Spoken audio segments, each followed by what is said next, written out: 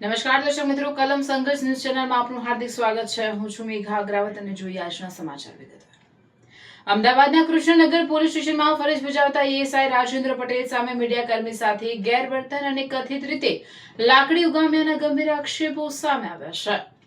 Krishnanagar police સ્ટેશનના ASI સામે મીડિયાકર્મી સાથે ગેરવર્તનના આક્ષેપ, પત્રકારોમાં રોષ. અમદાવાદના કૃષ્ણનગર પોલીસ સ્ટેશનમાં ફરજ બજાવતા એએસઆઈ રાજેન્દ્ર પટેલ સામે મીડિયાકર્મી સાથે ગેરવર્તન અને કથિત રીતે લાકડી ઉગામ્યાના ગંભીર આક્ષેપો સામે આવ્યા છે. મળતી માહિતી મુજબ કૃષ્ણનગરના ચિત્રકૂટ આવાસ ખાતે કથિત ગેરરીતિ મુદ્દે કવરેજ કરવા પહોંચેલા મીડિયાકર્મી સાથે બોલાચાલી થઈ હતી. આ દરમિયાન એએસઆઈ દ્વારા કથિત રીતે અપમાનજનક વર્તન કરવામાં આવ્યું અને લાકડી ઉગામવામાં આવી હોવાનો દાવો કરવામાં આવ્યો છે.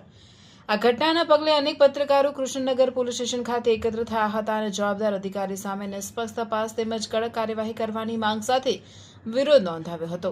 હાલ સુધી આ સમગ્ર મામલે અમદાવાદ પોલીસ તરફથી કોઈ સત્તાવાર નિવેદન જાહેર કરવામાં આવ્યું નથી. પોલીસનું વર્ઝન અથવા તપાસનો અહેવાલ સામે આવશે તો તેને પણ સમાન મહત્વ સાથે રજૂ કરવામાં આવશે.